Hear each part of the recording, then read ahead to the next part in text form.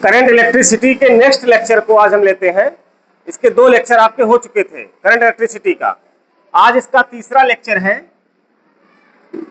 जिसमें हम पढ़ेंगे factors affecting the resistance of conductor. सबसे पहला टॉपिक, किसी भी कंडक्टर का जो रेजिस्टेंस होता है उस पर कौन कौन से फैक्टर अपना इफेक्ट डालते हैं। आपने रेजिस्टेंस का फार्मूला पढ़ा था, R equal ml upon NE square tau A. क्या पढ़ा था बच्चा? R बराबर ml upon NE square tau A. यहां से अगर आप देखने का प्रयास करोगे तो m क्या है जरा बताओ, m क्या है जरा बताओ, मास ऑफ इलेक्ट्रॉन। l क्या है जरा बताओ, लेंथ ऑफ। बोल क्यों नहीं पाते हो, क्या खाना नहीं खाए हो? n है number of free electron in per unit volume. E बराबर charge on N electron, charge on N electron. Tau है रिलैक्सेशन टाइम, रिलैक्सेशन टाइम। और ए क्या है? Area, cross section area of conductor. A को आप बोलोगे cross section area of conductor. इतनी सारी बातें आपको क्लियर हो चुकी हैं, है ना? देखिए, कल से जो बच्चे 9 बजे नहीं आ पाएंगे उनको अंदर नहीं लिया जाएगा, ये मैं क्लियर कर दे रहा हूं। फिर आ करके आप दरवाजा मत खटखटाइएगा, 9 बजे आपका गेट लॉक हो जाएगा। ओके? इसके बाद जो लेट आते हैं वो खिड़की के पास खड़े होकर के पढ़ सकते हैं, लेकिन अंदर हम नहीं लेंगे। आइए, अब इसमें कौन से फैक्टर डाल रहे हैं यही इन्हीं में समझना होता है आपको। तो मास ऑफ इलेक्ट्रॉन तो चेंज होने वाला नहीं है, इससे बात करने की कोई आवश्यकता नहीं है। सबसे बेसिक चीज इसमें लेंथ को पकड़ लीजिए, चार्ज भी नहीं बदलेगा, रिलैक्सेशन टाइम को देख लीजिए, एरिया को देख लीजिए, एन को देख लीजिए। 4 बातें यहां से प्रभावित करेंगी। तो सबसे पहला हम क्या लिख देते हैं? On the length of conductor. सबसे पहला यहां दिखाई दे रहा है, बोलो। On the length of conductor, चालक की लंबाई पर। अगर आप चालक की लंबाई बढ़ाओगे, यहां से देख लो, चालक की लंबाई बढ़ाओगे तो रेजिस्टेंस क्या हो जाएगा? बढ़ जाएगा। मान लीजिए यहां से निकल के आ रहा है R प्रोपोर्शनल टू L। जितना लंबा चालक होगा उतना ज्यादा रेजिस्टेंस होगा। दूसरी बात चलो देख लेते हैं, on the cross section area, on the cross section area of conductor. ये दो तो बहुत खास है, जरा ध्यान से देखो। क्रॉस सेक्शन एरिया बढ़ाने से क्या हो रहा है? रेजिस्टेंस घट रहा है। क्रॉस सेक्शन एरिया अगर बढ़ाओगे तो रेजिस्टेंस क्या होगा? घटेगा, बिकॉज वो देखो नीचे जा रहा है। आई बात समझ में ना? मान लीजिए कि आपको 10 मीटर लंबाई तक तार को ले जाकर के इलेक्ट्रिक करंट ले जाना है और 50 मीटर लंबाई तक आगे इलेक्ट्रिक करंट को ले जाना है, तो किस वाली लंबाई में ज्यादा करंट जाएगी? 10 मीटर वाले तक में जाएगी कि 50 वाले तक में जाएगी? सोचिए पहले, किस वाले में ज्यादा करंट जा सकती है? देखो, अगर लंबाई ज्यादा रहेगी तो रेजिस्टेंस ज्यादा रहेगा। तो 50 वाली लंबाई ज्यादा है कि 10 वाली लंबाई ज्यादा है? 50 वाली ज्यादा है। तो 50 वाले में रेजिस्टेंस क्या हो जाएगा? ज्यादा हो जाएगा। रेजिस्टेंस ज्यादा हो जाएगा तो करंट क्या हो जाएगी? कम हो जाएगी। रेजिस्टेंस करंट की दुश्मन है। अगर रेजिस्टेंस ज्यादा हुआ मतलब करंट क्या हो गई? कम। रेजिस्टेंस कम हुआ, करंट क्या हो गई? ज्यादा। अब यहां देखो, ये क्रॉस सेक्शन एरिया की बात करो। एक तार पतला है और एक तार मोटा है। जैसे कि एक तार मान लीजिए ऐसा है, इतना मोटा है, और एक तार इतना मोटा है। बताइए किस में ज्यादा करंट फ्लो होगी? इस वाले में, किस वाले में? मोटे वाले में, पतले वाले में? कैसे बोलो? नहीं से बोल पा रहे हो? यहां समझो, एरिया किसका ज्यादा है क्रॉस सेक्शन? इसका कि इसका? मार्कर का कि पेन का? मार्कर का क्रॉस सेक्शन एरिया क्या है? ज्यादा है। ये देखो, मार्कर का इतना मिल रहा है, पेन का इतना ही मिल रहा है। तो मार्कर का क्रॉस सेक्शन एरिया ज्यादा है, इसलिए मार्कर का रेजिस्टेंस क्या हो जाएगा? कम। और मार्कर का रेजिस्टेंस कम हो जाएगा, इसलिए करंट क्या हो जाएगी, ज्यादा। मतलब अगर तार मोटा है ज्यादा करंट फ्लो होगी, तार पतला है, इसीलिए जब दुकान में जाते हो खरीदने तार तो बोलते हो ना 1 mm का, 1.5 mm का, 2 mm का, ऐसे मांगते हो नहीं मांगते हो। और जितने ज्यादा mm में बढ़ते जाते हो उसकी महंगाई भी बढ़ती चली जाती, नहीं बढ़ती जाती है, क्योंकि वो अच्छा हो गया, उसमें करंट ज्यादा फ्लो होने वाली है। आई बात समझ में नहीं आ रही है? तो पतले तार और मोटे तार में किसमें करंट ज्यादा फ्लो होगी, क्यों ज्यादा होगी, क्लियर हो रहा है क्या? चलिए अगली बात समझते हैं, तीसरी बात समझते हैं। ऑन द टेम्परेचर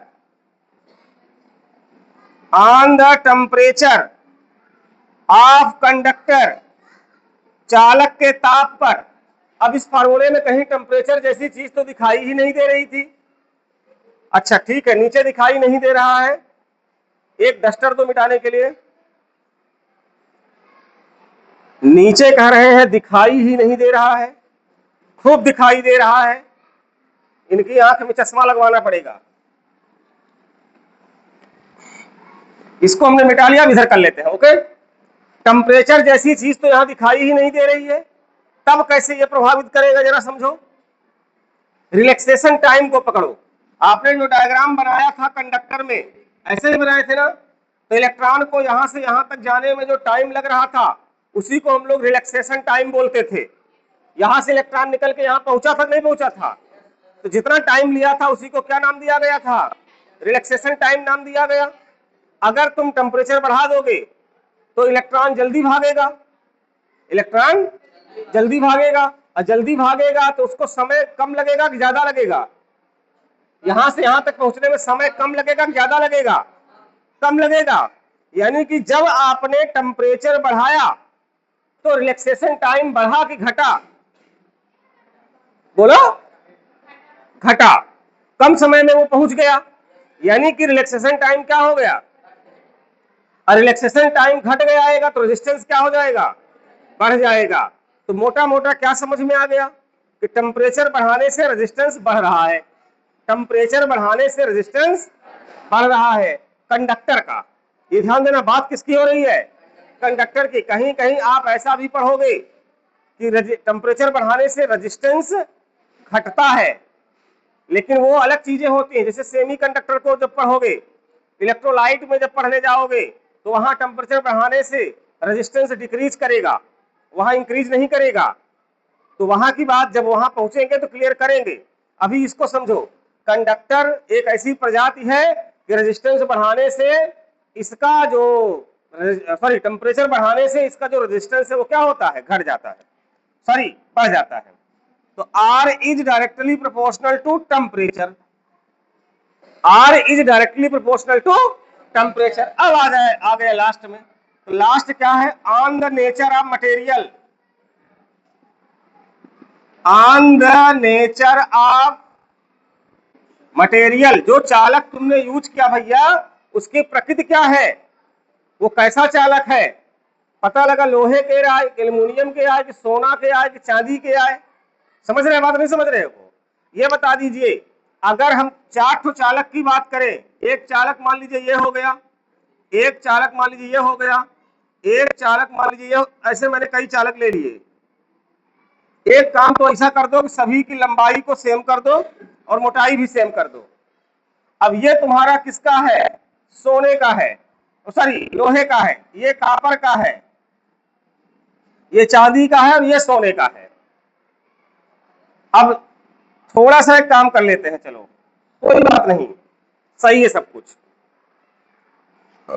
इसमें नंबर ऑफ फ्री इलेक्ट्रॉन जो होंगे, क्यों खोल रहे हो, कौन बोला है खोलने को, बात समझ में नहीं आ रही जब मना किए हैं तो। अगर नंबर ऑफ फ्री इलेक्ट्रॉन यहां तक चेक करिएगा आप, आपने सुना होगा बचपन से ही, जीके की छोटी सी पतली सी बुक आती है, वहां पूछते हैं सबसे अधिक चालक धातु का नाम बताइए, क्या बताते हो, सोना चांदी, ये सबसे अधिक कंडक्टिंग नेचर के होते हैं। मतलब इनमें जो पर यूनिट वॉल्यूम में नंबर ऑफ फ्री इलेक्ट्रॉन्स हैं वो ज्यादा होते हैं, इनमें नंबर ऑफ इलेक्ट्रॉन पर यूनिट वॉल्यूम में कम होते हैं। क्लियर करिएगा, नंबर ऑफ फ्री इलेक्ट्रॉन्स यहाँ पर पर यूनिट वॉल्यूम में क्या होंगे, कम, इनमें क्या होंगे, ज्यादा। तो अलग अलग मटेरियल के पर यूनिट वॉल्यूम में प्रति एकांक आयतन में जो मुक्त इलेक्ट्रॉनों की संख्या है, नंबर ऑफ फ्री इलेक्ट्रॉनों की संख्या है, वो किसी में ज्यादा होती है, किसी में कम होती है। जिसमें ज्यादा होगी उसका रेजिस्टेंस कम होगा और जिसमें कम होगी उसका रेजिस्टेंस ज्यादा, एन। तो ये बताइए कि जिसे मालूम, मैंने कहा कि सोने की बात करो, इसकी चांदी की बात करो, तो चांदी के पर यूनिट वॉल्यूम में नंबर ऑफ फ्री इलेक्ट्रॉन ज्यादा है, तो नंबर ऑफ फ्री इलेक्ट्रॉन ज्यादा है तो रेजिस्टेंस क्या हो जाएगा, कम, और रेजिस्टेंस कम हो जाएगा तो करंट क्या होगी, ज्यादा। इसीलिए इनसे ज्यादा करंट फ्लो होती है ना। तो कह दो फिर ये एल्युमिनियम के तार क्यों लगाते हैं, तब हम तब एल्युमिनियम के तार क्यों लगाते हैं, कापर के तार लेते हैं, सीधे सोना चांदी के तार खरीदते। अरे भाई महंगा कितना है, जरूरी नहीं है कि बहुत बेहतर जो है, लेकिन वो कॉस्टली भी तो है। अब आप लोग हमसे पढ़ रहे हो, कितनी फीस दे रहे हो,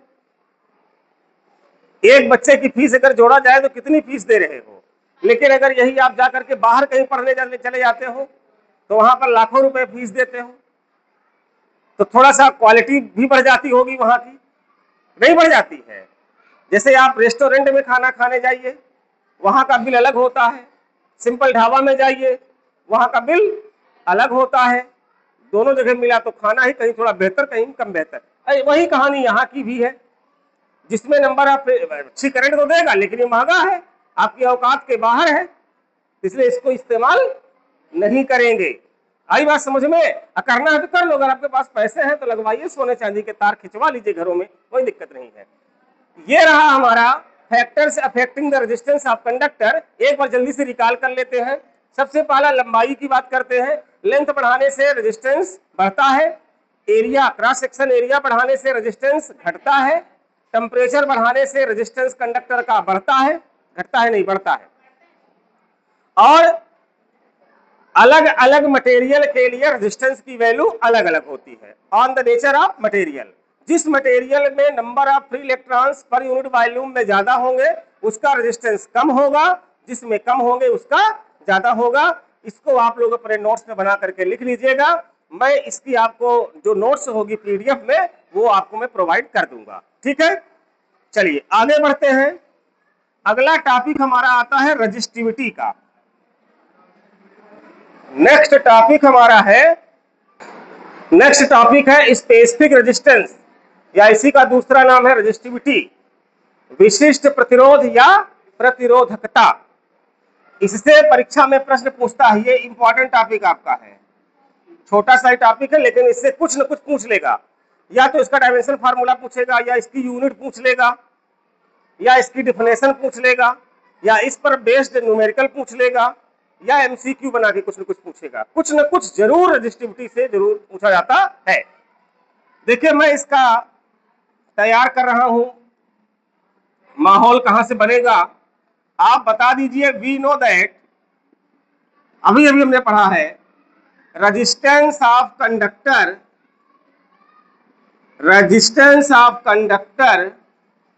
depends upon number 1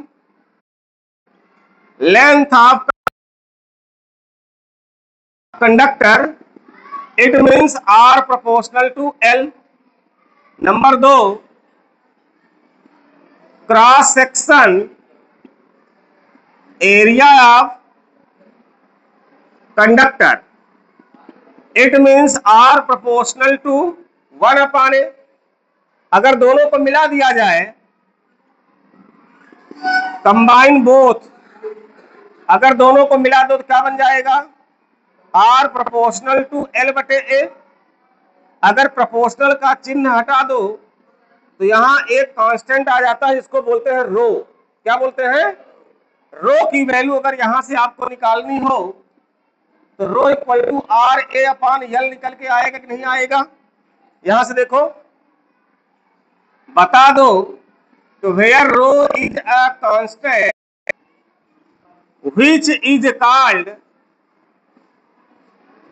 which is called specific resistance, specific resistance of conductor, जहां रो एक नियतांक है जिसे चालक का विशिष्ट प्रतिरोध कहते हैं। अब इसकी डिफिनेशन कैसे बोलोगे? अगर आप यहीं पर एरिया को ले लो 1 मीटर स्क्वायर और लेंथ को ले लो 1 मीटर, एरिया को कितना ले लो 1 मीटर स्क्वायर और लेंथ को ले लो 1 मीटर, तो रो बराबर तुम्हारा क्या आ जाएगा भाई साहब? आर। यानी एक ऐसा कंडक्टर जिसकी लंबाई 1 मीटर हो और cross section area 1 metre square हो। समझिएगा, एक ऐसा कंडक्टर, उसका रेजिस्टेंस तो कंडक्टर का होता है कुछ ना कुछ, लेकिन ऐसा कंडक्टर ले जिसकी लेंथ कितनी हो 1 मीटर, क्रॉस सेक्शन एरिया कितना हो 1 मीटर स्क्वायर, तब उसके रेजिस्टेंस को रेजिस्टेंस ना कह के स्पेसिफिक रेजिस्टेंस कहा जाता है। कुल मिलाकर के स्पेसिफिक रेजिस्टेंस रेजिस्टेंस ही है। वो स्पेशल क्यों है? क्योंकि कुछ कंडीशन के साथ बना है। आई बात समझ में? जैसे कि मैंने कह दिया कि यहां पर कोई कार्यक्रम हुआ, बहुत से गेस्ट आए, लेकिन एक कौन आए? स्पेशल गेस्ट आए। अब स्पेशल गेस्ट को पहले से बता दिया गया कि जो ऐसे ऐसे चीज करेंगे, आकर के यहाँ पर काम करेंगे, उनको हम क्या नाम दे दिए? Special guest. ऐसे ही रेजिस्टेंस तो सब में है, लेकिन स्पेशल क्या हो गया उसमें, स्पेसिफिक क्या हो गया उसमें, कि 1 मीटर लेंथ का वायर हो, 1 metre square cross section area हो, तो उसके रेजिस्टेंस को क्या नाम दे दोगे? स्पेसिफिक रेजिस्टेंस दे दोगे। स्पेसिफिक का मतलब उसको एक पर्टिकुलर नाम दे दिया जाएगा। और ये समझ लीजिए, जैसे मैंने एक ले लिया कॉपर का वायर, किसका नाम लिया? अब कॉपर का वायर है, अगर वो 2 मीटर है, 3 मीटर है, 4 मीटर है, अलग अलग लेंथ का है, अलग अलग मोटाई का है, तो उसका रेजिस्टेंस अलग अलग होगा, लेकिन स्पेसिफिक रेजिस्टेंस अलग नहीं होगा।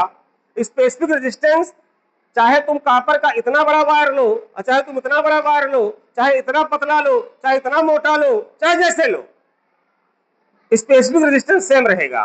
वो स्पेसिफिक बना ही है इसीलिए कि वो नहीं बदलेगा, वो सेम चलेगा।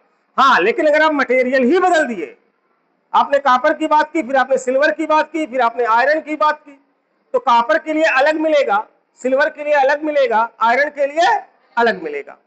आई बात समझ में?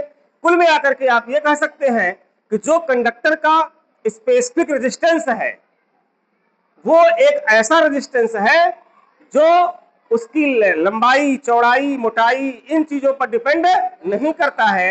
वो केवल डिपेंड करता है मटेरियल पे कि मटेरियल कैसा है। मटेरियल का मतलब हो गया कि कॉपर का है तो हर एक तरह का कॉपर के वायर के लिए सेम रहेगा, सिल्वर का है तो मोटा पतला जैसा तार हो उसके लिए सेम रहेगा, लेकिन कॉपर से अलग हो जाएगा कि नहीं अलग हो जाएगा? बात पकड़ पा रहे हैं क्या? तो यहां से आप बता दोगे कि the resistance of conductor for one length, for unit length and unit cross section area of conductor is called specific resistance.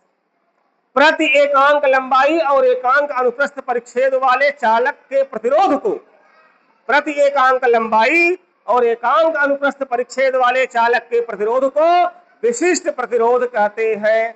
समझ में आ रहा है कि नहीं आ रहा है? एक क्वेश्चन मैंने पूछा था कुछ दिन पहले फेसबुक में, मैंने एक पोस्ट डाली थी, अगर आप लोगों ने देखा होगा तो मैंने डाला था कि specific resistance of conductor depends on, और 4 ऑप्शन दिए थे। एक ऑप्शन मैंने दिया था लेंथ, एक ऑप्शन मैंने दिया था एरिया, एक ऑप्शन मैंने दिया था material of substance, material of substance, और एक मैंने दिया था A and B both, A and B both. Specific resistance का फार्मूला बराबर आर ए बटे एल। यहां से ए और एल को देखा और लोगों ने कहा हाँ भाई ए पर भी डिपेंड कर रहा है, एल पर भी डिपेंड कर रहा है, उन्होंने कहा दिया ए एंड बी बोथ। ये जवाब गलत है, ये जवाब गलत है। इतना ध्यान से सुन लीजिए पहले इस बात को। कहने का तात्पर्य क्यों गलत है मैं यहां बता देता हूं। रो बराबर आर, अभी मैंने यहां पर जो पंचायत समझाई है यही नहीं समझाया है कि लेंथ और एरिया पर नहीं करता। थोड़ा मैथमेटिक्स में आके देखो, आर की वैल्यू तुमको पता है क्या बताया गया है? आर की वैल्यू अभी शुरू शुरू में बताए थे, एम एल अपान एन ई स्क्वायर टाउ है, बताए कि नहीं बताए हैं? साथ में ये ए बटे एल लिख लो, ए से ए कट गया, एल से एल कट गया, रो बराबर क्या मिल गया? एम अपान एन ई स्क्वायर टाउ। बताओ क्या इस फार्मूले में कहीं लेंथ लिखी है? क्या इस फार्मूले में कहीं एरिया लिखा है? तो हम क्यों बोलने जा रहे हैं कि स्पेसिफिक रेजिस्टेंस लेंथ और एरिया पर डिपेंड करेगा? नहीं करेगा। क्या करेगा? नहीं करेगा। किस पर करेगा? देखो ध्यान से, एम मास ऑफ इलेक्ट्रॉन, इनको बदलना नहीं है, ई चार्ज ऑफ इलेक्ट्रॉन, इनको बदलना नहीं है। दो बातों पर डिपेंड करेगा, एक टाउ पर, दूसरा एन पर। टाउ को हम किससे रिलेट करते हैं? टाउ है रिलैक्सेशन टाइम, लेकिन इसकी बात हम करते हैं टेम्परेचर के हिसाब से, कि अगर टेम्परेचर हम बढ़ाते हैं तो टाउ बढ़ जाता है, वो घट जाता है, रिलैक्सेशन टाइम घट जाता है। और जब रिलैक्सेशन टाइम घट जाएगा तो रो क्या होगा? कहने का मतलब टेम्परेचर बढ़ाने से रेजिस्टिविटी बढ़ती है, टेम्परेचर बढ़ाने से रेजिस्टिविटी बढ़ती है। और मटेरियल ऑफ द फ्रिज मैंने आपको समझा ही दिया। क्या रेजिस्टेंस को कौन कौन से कारक प्रभावित करेंगे वो क्लियर हो गया, और रेजिस्टिविटी की पूरी कॉन्सेप्ट क्लियर हो चुकी है। कल की क्लास में रेजिस्टेंस और रेजिस्टिविटी पर आधारित हम कुछ न्यूमेरिकल लेंगे। समझ में आया कि नहीं आया? अच्छे से आया है ना? तो समझ में आया तो चलिए ठीक है। बोले सियावर रामचंद्र की जय।